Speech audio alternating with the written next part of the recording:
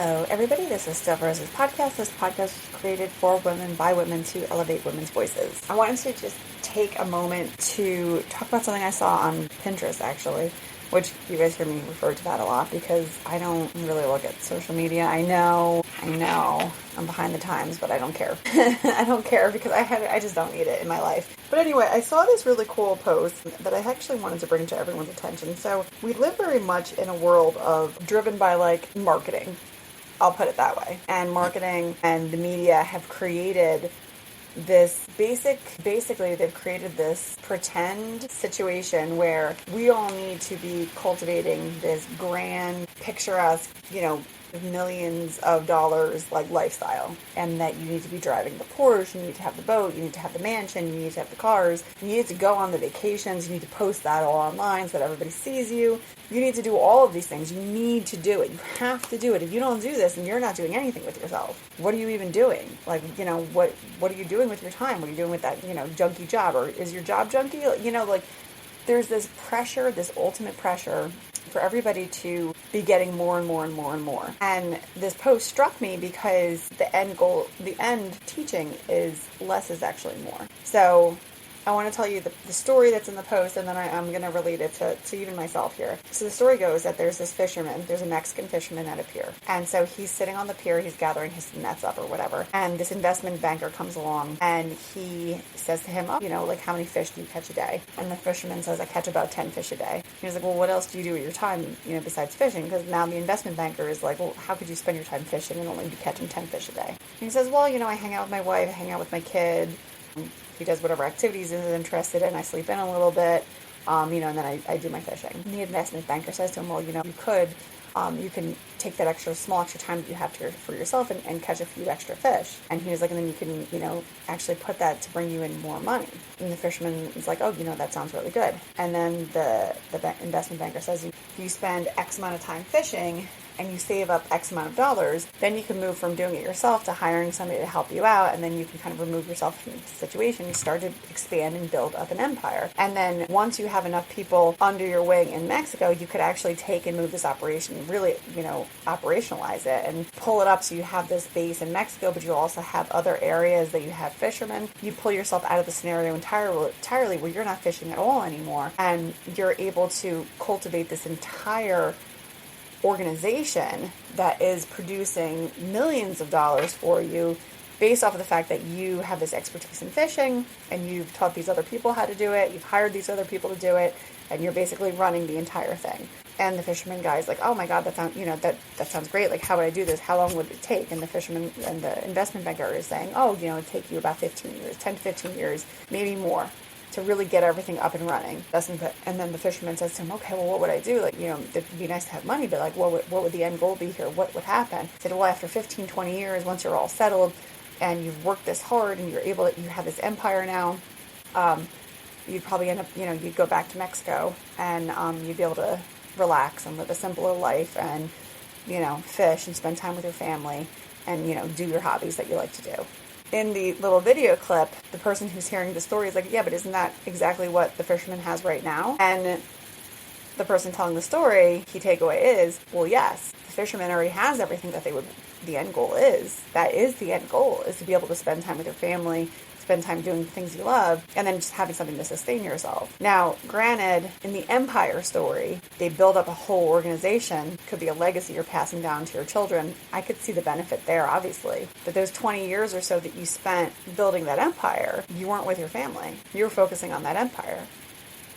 And herein lies the problem. And this is something that I myself, and I think my son-in-law probably struggles with this a bit because he's a hard worker as well. We want so much for our families. We do want to have a legacy, right? Like, who wouldn't want to leave the beauty of being able to leave a legacy to your children? To be able to say, like, I built this and I'm handing this to you for you to now take care of this and it'll go on for generations. That's an amazing gift. But based on the things that I've experienced, your presence is also the most amazing gift you can give. My husband will always say to me, he's always said to me, I'm not a rich man, but I'm going to show up and I'm going to give you all I have. He's probably one of the most fantastic human beings that I know. If he knew I was talking about him like this, by the way, he'd be like, he'd be like, stop it. And he would tease me for getting emotional about him. But It's true.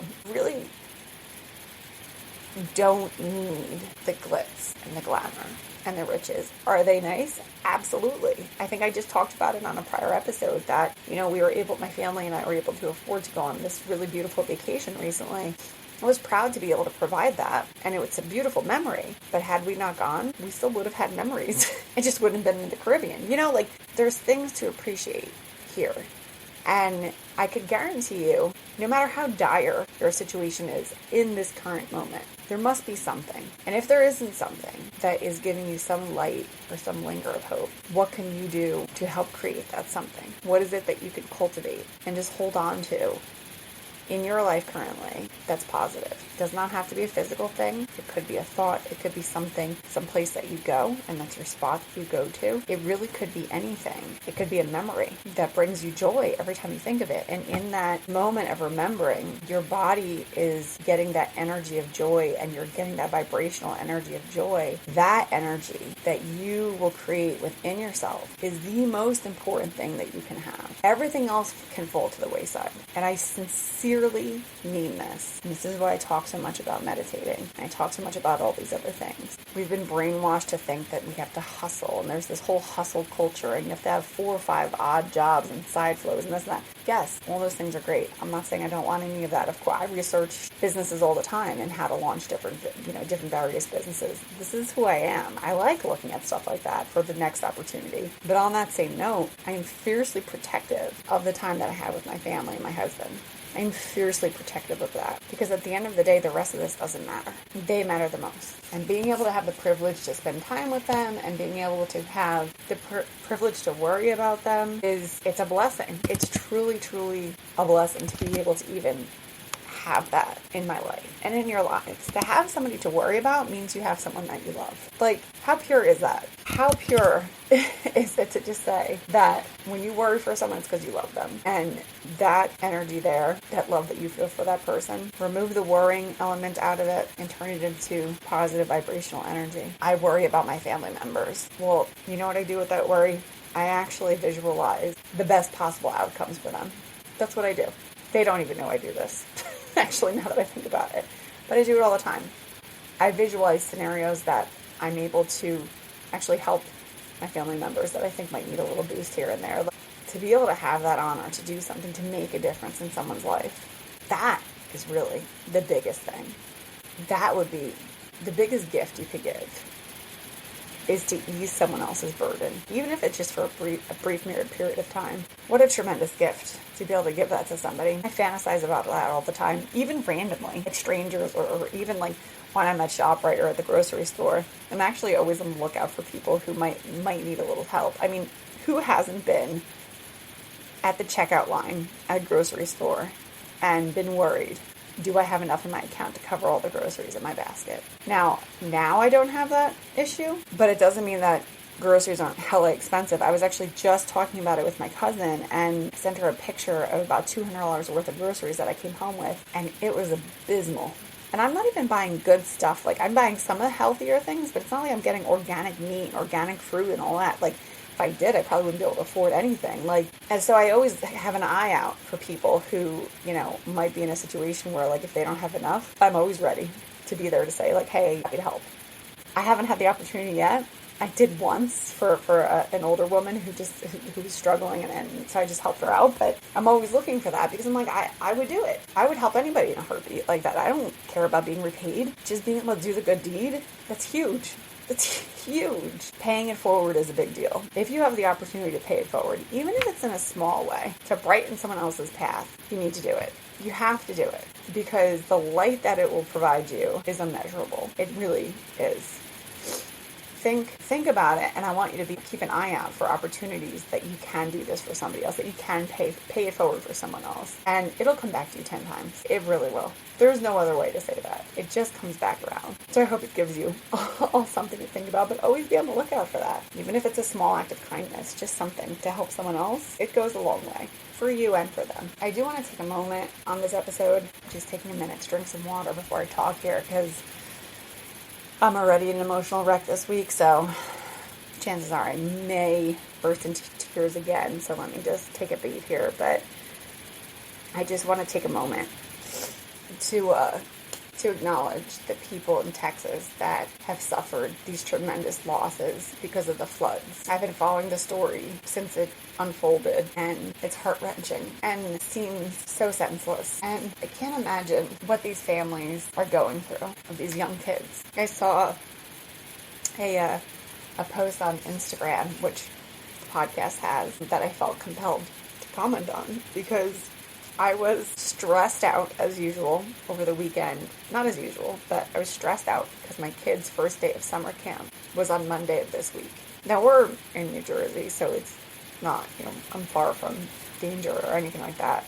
My point is that I was stressed out about this. I'm stressed out about dropping them off because it conflicts with my meetings for my job, and I was stressed out about picking them up, and I'm going to miss things, I'm going to have to work late, how am I going to juggle this, and I'm stressed out about all this stuff.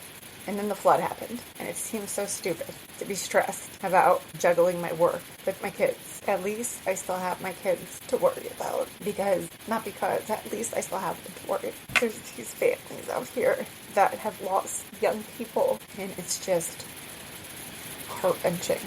As you can tell, it's hard for me to talk about. I'm sure a lot of us feel this way and aren't acknowledging it. So I wanted to take a moment and do my best to acknowledge it without completely breaking down with all of you. But I just wanted to take a moment here and just acknowledge the situation and what the amount of lives that it has destroyed, and the amount of lives that this tragedy has touched. And I do hope that for survivors and for people like myself who are removed from the situation, that we are seeing this as an opportunity to appreciate more what we have and the people in our lives today. Thank you for being with me today. I appreciate all of you, and I will catch you on the next one. Take care.